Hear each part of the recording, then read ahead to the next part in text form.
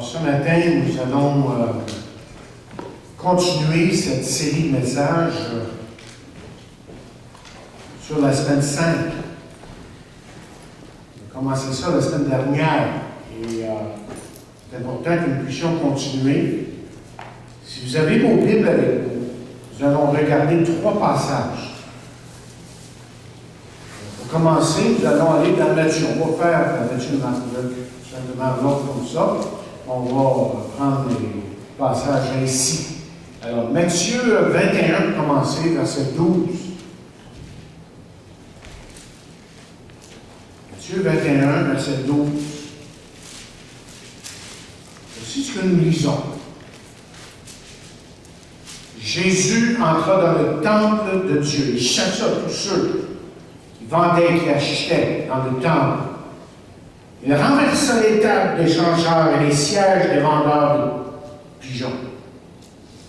Il leur dit, il est écrit, ma maison sera appelée une maison de prière. Mais vous en faites une caverne de voleurs.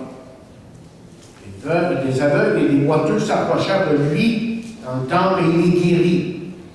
Mais les principaux sacrificateurs et les scribes furent indignés à la vue des choses merveilleuses qu'il avait faites et des enfants qui criaient dans le temple aux Anon, aux fils de David. Tournez maintenant dans Marc, 11e chapitre. 11e chapitre de Marc, verset 12. Le lendemain, après qu'ils furent sortis de Béthanie, Jésus fut faim.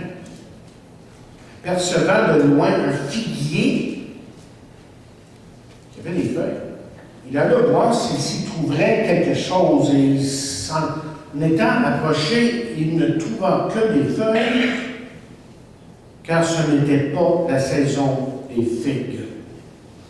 Prenant alors la parole, il lui dit que jamais personne ne mange de ton fruit.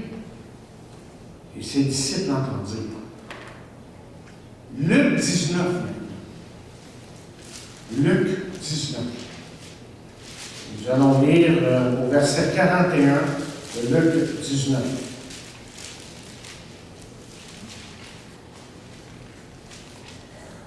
Comme il s'approchait de la ville, Jésus, en la voyant, pleura sur elle. Si toi aussi, au moins, en ce jour qui t'est donné, tu connaissais les choses qui appartiennent à ta paix, mais maintenant elles sont cachées à tes yeux. Il viendra sur toi des jours où tes ennemis vont t'environner de tranchées, vont t'enfermer et te serreront de tout part. Te détruiront, toi et tes enfants, au milieu de toi. Ils ne te laisseront pas en toi une pierre sur pierre parce que tu n'as pas connu le temps où tu as été visité. Prions. Seigneur, nous venons à toi en ce moment et nous savons que ta parole est la vérité et qu'elle veut, ce matin, encore une fois, nous communiquer ta grâce d'abord. Parce que nous avons tellement besoin de ta grâce. Qui sommes-nous pour venir à toi? Si ce n'est plutôt, justement, des hommes et des femmes graciés, qui ont été pardonnés aujourd'hui. Nous venons à toi pour que ta parole puisse parler à nos cœurs. Te remercions parce que tu nous as donné ton Saint-Esprit, qui, lui, est toujours à l'œuvre en nous. Et nous sommes là devant toi pour que tu agisses puissamment dans nos vies par cette parole ce matin. Nous saurons te donner l'honneur et la gloire. Amen. Amen. Vous savez, l'histoire nous raconte que certains hommes vivent leurs plus belles heures dans les derniers moments de leur vie. Et nous pourrions dire que Jésus, vous voyez, n'était pas une exception à la règle. En fait, 50% des évangiles nous racontent les dernières heures de la vie de Jésus. C'est-à-dire que ces heures étaient significatives dans l'esprit de ceux qui ont écrit les évangiles et de ce que nous appelons aujourd'hui la Semaine Sainte. Mais vous voyez, il est facile de passer par-dessus les événements qui ont eu lieu durant cette semaine. On pense souvent à son entrée, par exemple, et puis tout de suite on passe à la Pâque. De triomphe, autrement dit, en triomphe. Tandis que la Bible, elle, nous montre qu'il y a eu des choses importantes, mais très importantes, qui ont eu lieu durant la Semaine Sainte. De lundi à samedi, Jésus a été en colère. Jésus a enseigné. Il y a eu un dernier repas avec ses disciples. Jésus a été renié, jugé, battu. Et enfin, crucifié, évidemment. Et surtout, les événements qui ont eu lieu nous montrent vraiment pourquoi les gens ont finalement rejeté Jésus. Comment ils pouvaient un jour crier « Hosanna » et l'autre jour « Crucifie-le, crucifie-le ». Alors, comme j'ai dit, depuis la semaine dernière, nous examinons justement les derniers événements dans la vie de Jésus. Et déjà, nous avons vu son entrée à Jérusalem. Mais maintenant, essayons de regarder ce qui s'est passé dans la vie de Jésus le lundi de cette semaine-là. De bon matin, il me semble, Jésus se lève et repart pour Jérusalem parce qu'il avait passé, vous vous rappelez, j'en ai parlé la semaine dernière, la nuit à Béthanie, dans la maison de son ami Lazare, à 5 km de Jérusalem. On peut se demander, mais à quoi pensait-il là, ce matin-là? À l'euphorie la journée précédente, lorsqu'il était entré à Jérusalem triomphalement. Où était-il? Dans un état de réflexion. Sachant que son heure s'approchait de plus en plus. Mais n'oublions pas que les disciples le suivaient. Eux aussi réfléchissaient à toutes ces choses qui se passaient dans la vie de Jésus, et qu'eux-mêmes se posaient multiples questions. En descendant du mont des Oliviers, j'imagine que Jésus a vu une magnifique Jérusalem.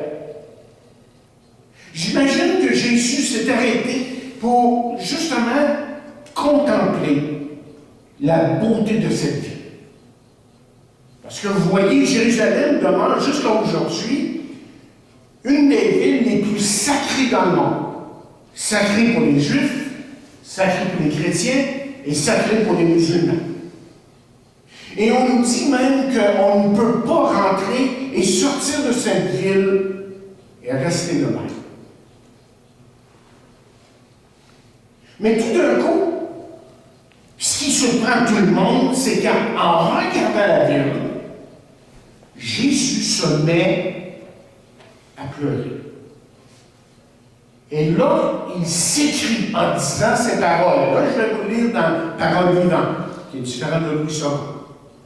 Il est écrit, quand ils furent arrivés près de la ville, il l'embrassa du regard, j'aime l'expression, du regard et pleura sur elle. Ah, dit-il, si seulement tu avais compris toi aussi, au moins aujourd'hui, en ce jour qui t'est donné, de quoi dépend ton salut. Si seulement tu avais reconnu le chemin qui mène à la paix. Mais hélas, dit Jésus, alors qu'il est, tout cela est caché à tes yeux.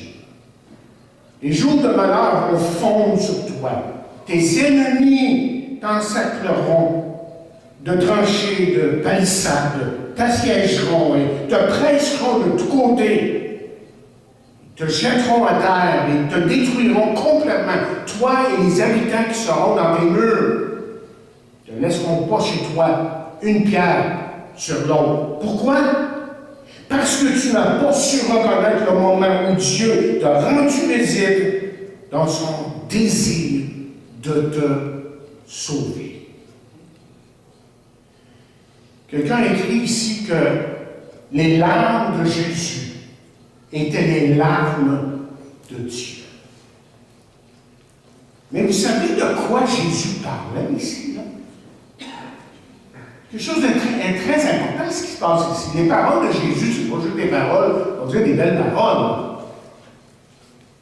Jésus, vous voyez, parlait littéralement de la destruction soudaine qui viendrait sur Jérusalem. Jésus, autrement dit, était un prophète dans le vrai sens du mot. Et en l'an 70, une quarantaine d'années plus loin, ce que Jésus a dit est arrivé exactement comme il l'a dit. Jérusalem a été complètement détruite par les Romains. L'histoire nous dit qu'ils ont détruit les récoltes, qu'ils ont saupoudré le sol avec du sel, détruisant les récoltes pour des années. Et c'était une destruction comme on n'avait jamais vu. Une destruction, mais totale. Moi, je veux que vous compreniez ceci ce matin. Ces événements historiques ici, là, qui ont eu lieu, c'est des événements historiques, c'est pas de la fantaisie, c'est vraiment arrivé 70. L'année 70 où Jérusalem a été détruite. Que ces événements historiques nous disent qu'on ne peut pas tourner le dos à Dieu sans tôt ou tard subir les conséquences. Ils nous disent aussi que si nous laissons Dieu de côté, que tôt ou tard nos vies vont se défaire et que la vie n'aura pas grand sens. Je veux vous lire le témoignage d'un Québécois, d'un homme que vous avez probablement tous connu. Je veux vous lire ce qu'il a écrit 6 jours avant qu'il meure. Écoutez bien ce qu'il dit. Le cœur bat plus vite que de coutume et le cerveau explose.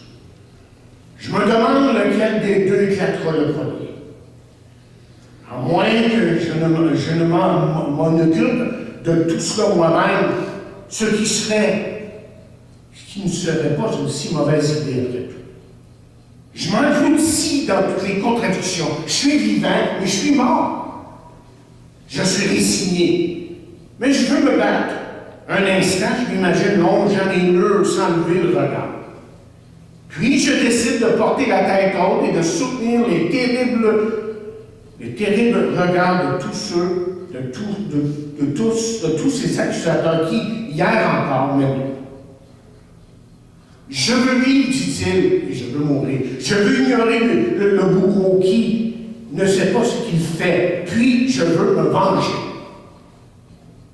Je veux dormir, mais rester vigilant. Je suis allumé, et puis je m'éteins. Je me suis toujours un peu moqué de la mort. La mienne et celle des autres. Tout s'arrête et voilà, c'est tout. Je ne l'ai jamais souhaité, mais je n'ai jamais non plus tenté de l'ignorer. Je savais qu'elle viendrait en son temps. Je souhaitais simplement qu'elle soit douce et qu'elle me prenne à l'improviste sans m'avertir qu'elle s'en vient.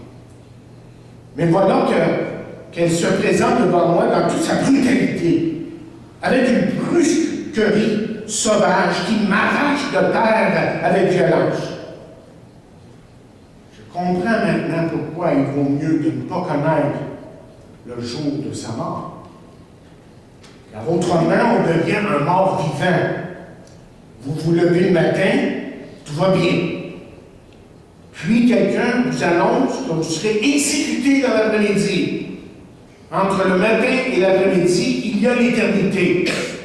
Pas la vie. L'éternité qui, comme on le sait, ressemble parfois à l'enfer.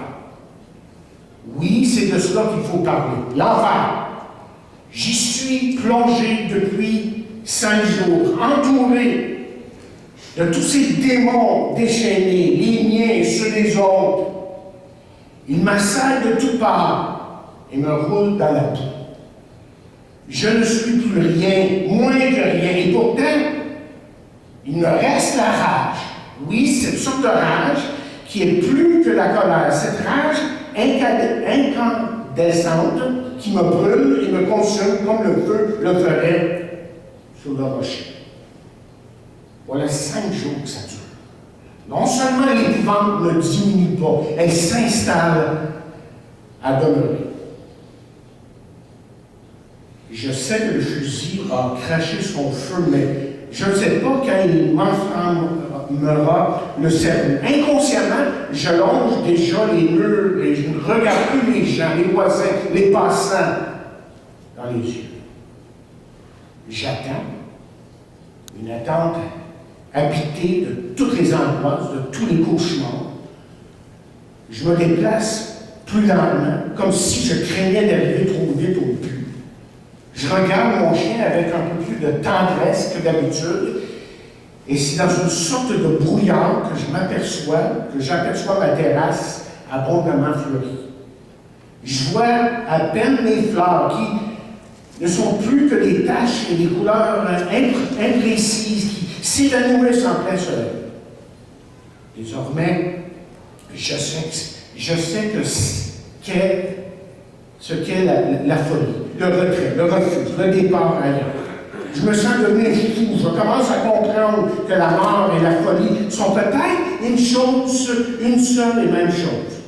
Je n'en peux plus. Ah, tuez-moi au plus tôt et qu'on en finisse. Je suis mort et je vis l'horreur absolue.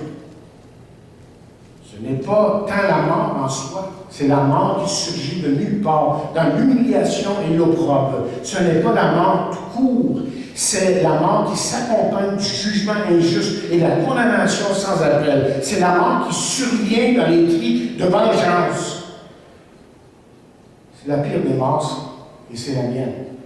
J'ai connu tout au long de ma vie des souffrances indicibles et de lourdes pertes, mais réunies tout ensemble, elles pèsent bien peu après la tourmente dans laquelle je suis plongé. Signé Pierre Bourgault. Oui, la vie sans Jésus n'a aucun sens. On en finit là, parce que c'est un athée. Pierre Bourgault ne croyait à rien. Vivait, peut-être pas n'importe comment, mais vivait comme il voulait. Et sans-tu, la vie n'a aucun sens. Et parlons du film La Passion du Christ, justement. On en a parlé la semaine dernière un peu. C'est vrai que c'est seulement un film. Si vous l'avez vu, vous savez de quoi je parle. Mais c'est un film qui, jusqu'ici, depuis des années, semble-t-il, a fait sa marque. Se peut-il que par ce film que Dieu, même encore aujourd'hui, est en train de parler à des milliers qui, normalement, n'entendraient pas, justement, le message de l'Évangile? Moi, je pense que oui. On nous dit que le film a généré 125 millions dans le temps, là, US, dans sa première semaine. C'est que j'ai jamais vu. Et c'est un film, si vous vous rappelez, qui se passe dans des langues qui n'existent même plus aujourd'hui. Un commentateur nous dit pourquoi ce film a eu tellement de succès. Il dit, premièrement, c'est un film qui est extrêmement bien fait. Deuxièmement, son créateur croit que la crucifixion a accompli ce que le message de l'Évangile dit, le pardon des péchés par celui qui est mort sur la croix. Il semble que c'est un message qui intéresse les gens de plus en plus. Troisièmement, il dit, le film focalise sur la crucifixion et les souffrances du Christ, et jamais un film a-t-il fait autant et dit autant. Quatrièmement, il est vrai que la violence du film est extraordinaire et qu'à cause de cela, il est critiqué amplement. Seulement, il y a une différence, dit-il, entre cette violence et celle qu'on voit dans les films d'Hollywood. La violence n'a pas lieu pour amuser les gens, mais pour les faire réfléchir, pour les emmener, si possible, à la croix. Le film Schindler's List, je le dis bien, a attiré aussi des milliers de gens. Et il y avait beaucoup de violence dans ce film. Et c'était, encore une fois, pour faire réfléchir les gens, faire réfléchir le monde quant à l'horreur d'une guerre mondiale. Cinquièmement, le dernier élément qui attire les gens à ce film est la relation que Marie entretenait avec son fils Jésus. Marie était une mère comme les autres. Elle aimait son fils comme seulement une mère pouvait l'aimer. Alors il pose la question en disant, mais que pensez-vous? Qui pensez-vous est attiré et intéressé à voir un film tel que celui-là? Évidemment, il était plus écrasé. Et c'est un film qui le fait bien et qui fait sortir l'humanité de Jésus et qu'à travers de tout ce qui est fait dans ce film, l'évangile de Jésus-Christ a été annoncé. Mais pour d'autres, évidemment, pour certains, ce film n'a aucune valeur. Certains commentateurs ont dit que Mel Gibson était un fou et un antisémitique, anti-juif, comment dire. Et c'est vrai que je pense qu'il faut éviter justement de se mettre la tête dans le sable, là, comme une autruche, parce qu'il se peut que certaines critiques soient valables. Mais entre vous et moi, là, quand vous y pensez, si vous avez vu ce film, ne pensez-vous pas qu'une grosse partie des critiques sont dues au fait que le sujet principal de ce film, c'est la croix. C'est la croix. Et la Bible nous dit ceci dans la parole vivante, le 1er Corinthiens, 1er chapitre, verset 18, certes, cette histoire de croix paraît absurde à ceux qui courent à leur perte. Ils taxent de pure folie la doctrine d'un Christ crucifié. Mais pour nous, dit-il, qui marchons dans la voie du salut, nous l'expérimentons comme la puissance même de Dieu. Et Paul écrira un peu plus loin, les Juifs demandent des miracles et les Grecs cherchent la sagesse. Il dit, nous prêchons Christ crucifié, scandale pour les Juifs et folie pour les païens. Savez-vous que les évangiles aujourd'hui même, encore aujourd'hui, sont les ouvrages les plus répandus et ont été les ouvrages le plus répandus de tous les temps. Et pourtant, les gens comprennent mal les évangiles. Ils saisissent mal le pourquoi de ces écrits. Et Jérusalem avait été visitée par Dieu et avait manqué sa chance de revenir à Dieu. Et c'est pour ça que Jésus pleurait sur cette ville. Et la question que vous devez vous poser en lisant un tel passage, c'est ceci. Avez-vous saisi le moment de Dieu pour vous? Est-ce que nous, en tant qu'Église locale, est-ce qu'on a vraiment saisi le moment que Dieu veut pour nous? Pour rien que Paul va dire quelque chose comme suit à un moment donné. Il va écrire en disant « Cela importe d'autant plus que vous savez en quel temps nous sommes. C'est l'heure de vous réveiller enfin du sommeil, car maintenant le salut est plus près de nous que lorsque nous avons cru. Et puis la nuit est avancée, le jour s'approche, dépouillons-nous donc des œuvres de ténèbres et revêtons les armes de la lumière. Marchons honnêtement, comme en plein jour, loin des excès de l'ivrognerie, de la luxure, de l'impudicité, des querelles, des jalousies, mais revêtez-vous du Seigneur Jésus-Christ et n'ayez pas soin de la chair pour en satisfaire les convoitises. Le Juif, lui, n'a pas compris le moment important qui était devant lui. Et c'est à cause de ça qu'il a rejeté Jésus-Christ. Jésus continue son chemin vers la vie. Et c'est là que le deuxième événement a lieu, un événement assez étrange, merci quand même. Jésus n'était pas encore arrivé à la ville, et voici qu'il a eu faim, nous dit la Bible. Il décida de manger le fruit d'un figuier, mais il n'y en avait pas. C'était le printemps, et même dans les meilleures des conditions, il ne pouvait pas y en avoir. C'est possible. Marc spécifie même que ce n'était pas la saison pour ce fruit-là. Et lorsque Jésus a vu que le figuier n'avait pas de fruits, vous vous rappelez, il le maudit et dit que jamais personne ne mange de ton fruit. Et le lendemain, les disciples ont remarqué, que le figuier était sec jusqu'à la racine. Et Pierre indique à Jésus que le figuier était sec, ou comment on dit, mort. Et Jésus répond tout simplement, ayez foi en Dieu. Ayez foi en Dieu. Drôle de réaction. justement, après ma mort, c'est un incident qui paraît extrêmement bizarre. C'est comme si au début de l'été, vous passiez à côté d'un plant de blé d'Inde et que vous commenciez à le maudire parce qu'il n'y a pas de blé d'Inde. Et Jean aurait raison de vous dire que vous avez peut-être sauté une coche ce jour-là. Ça n'a pas bien été. Merci. Mais vous lisez un récit comme celui-là, et vous sentez peut-être que c'est Jésus que vous n'avez pas l'habitude d'entendre, de rencontrer. C'est même, quand vous l'entendez, c'est même embarrassant. Après tout, est-ce qu'on peut demander à un figuier de produire avant le temps?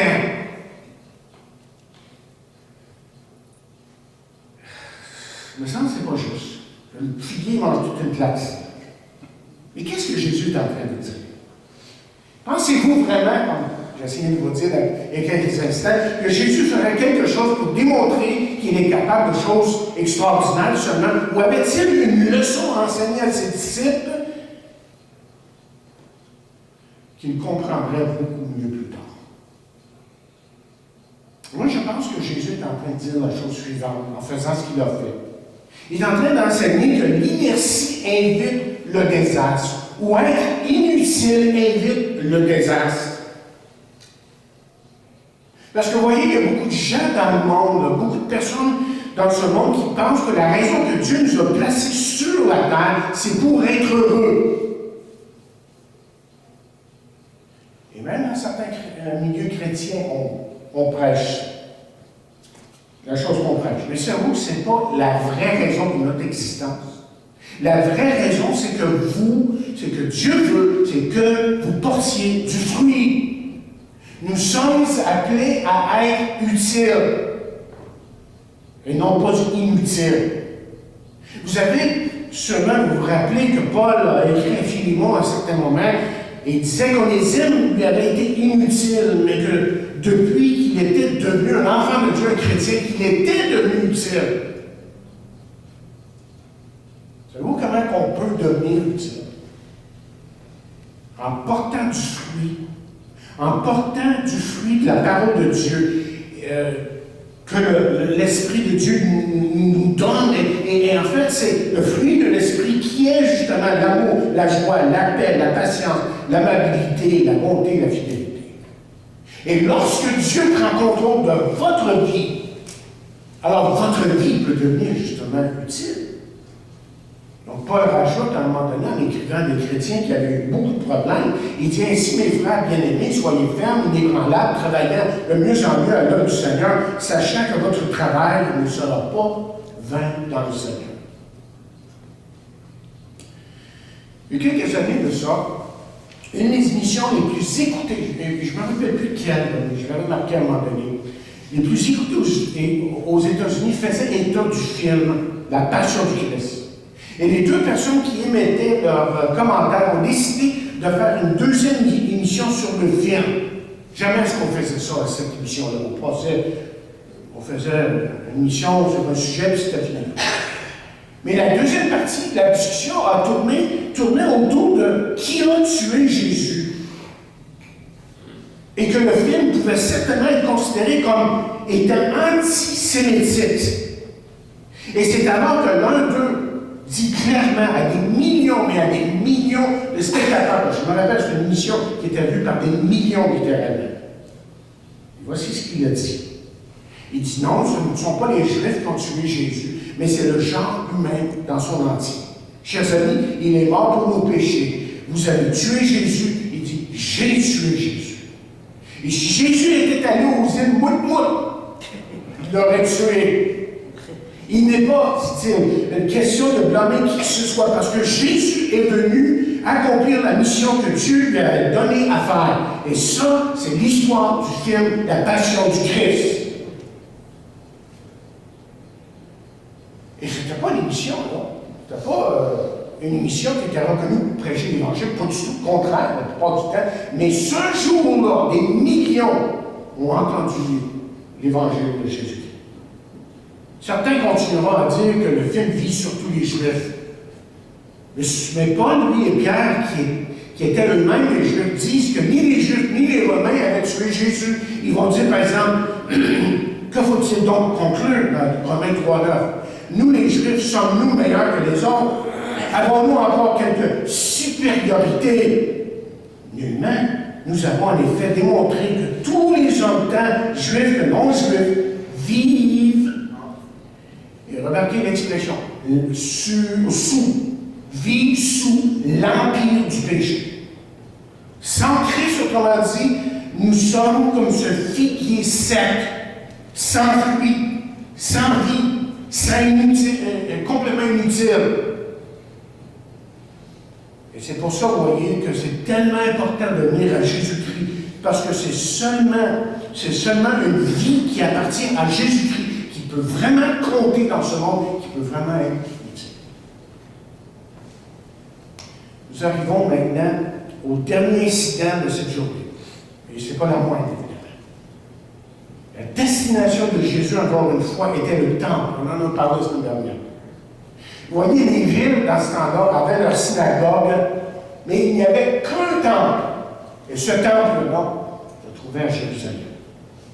Et le temple avait été désigné comme lieu de prière. Mais lorsque Jésus y est entré, vous savez ce qu'il a trouvé, hein? Il a trouvé une caverne de voleurs. Ce lieu sacré était devenu celui des vautours. Et au lieu d'une senteur de doux parfum de louange et de prière se trouvait la puanteur, les escrocs et les ennemis. Alors imaginez la réaction des pharisiens lorsqu'ils ont vu Jésus. Imaginez leur mépris lorsqu'ils l'ont vu venir. Tout d'un coup, soudainement, sans avertissement, Jésus, vous l'avez vu souvent dans un film, se met à renverser les tables et les boîtes d'argent. Et pour lui, vous voyez, c'était le comble du malheur que de voir ces hommes se moquer littéralement des choses de Dieu. Le doux Jésus a fait place à un Jésus rempli de colère qui crie: ma maison sera une maison de prière, mais vous en avez fait une caverne de voleurs. On nous raconte que l'évêque William O'Connor, celui qui a prié pour l'inauguration du président Jimmy Carter, était un jour sur le campus d'une université. Et là, il s'en allait vers une salle de conférence lorsqu'il aperçut qu'un homme de maintenance écoutait dans le corridor ce qu'un professeur disait dans une classe. Et celui qui tenait le cours à ce moment-là était le fameux, vous ne le connaissez pas, mais il était connu dans le temps, le fameux Dr. Thomas Altheiser.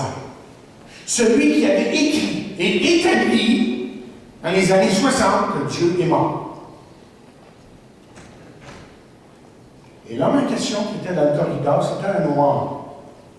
Il s'est tourné vers l'évêque et dit: je ne sais pas comment un homme peut parler de mon sauveur comme ça. Et l'évêque lui dit: monsieur, il a peut-être le dernier mot dans sa classe, mais c'est Dieu qui aura le dernier mot dans sa vie. Et c'est comme ça dans le monde aujourd'hui. Le pusher, lui, peut sembler avoir le dessus. Mais c'est Dieu qui aura le dernier mot en fin de compte. Le politicien peut se jouer des gens pendant des années, mais Dieu aura son mot à dire, et ce sera le mot de la fin. Le moqueur peut se moquer de Dieu, justement. Il peut rejeter Dieu. Mais Dieu, le Dieu de la Bible, le Dieu de ma Bible, de votre Bible, lui aura le dernier mot. Alors la Bible nous avertit, dans la bouche de Pierre, lorsqu'elle dit: le Seigneur ne tarde pas dans l'accomplissement de la promesse. Oui, il vient bientôt, comme quelques-uns le croient. Mais il use de patience envers nous, ne voulant qu'aucun périsse, mais voulant que tous ceux qui sont choisis, évidemment, arrivent à la repentance. Bien, voilà ce qu'a eu l'air lundi. De quoi a eu l'air lundi? de la semaine sainte. Et lorsque vous pensez à cette journée-là, à bien des égards, la première journée semblait, on pourrait dire, un petit peu déprimante. Hein? C'était pas le top de la liste, des choses comme ça. C'était un peu déprimant, comme nos lundis parfois. Hein? Jésus a pleuré ici sur la ville de Jérusalem. Jésus a maudit le figuier et Jésus s'est mis en colère.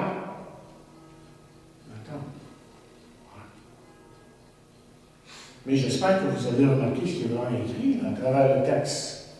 C'est venu au moins par 2 fois. Pourtant, à travers tout ça, il ne faut pas manquer ce que Matthieu nous dit à propos de cette journée. Lorsque Matthieu nous dit ceci, des aveugles et des boiteux s'approchèrent de lui dans le temple et il les guérit.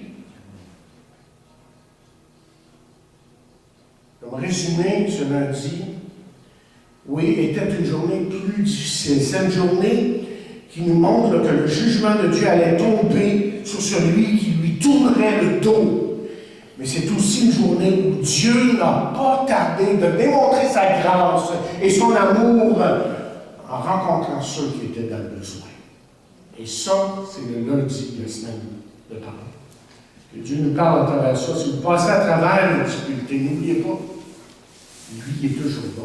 Il le promet.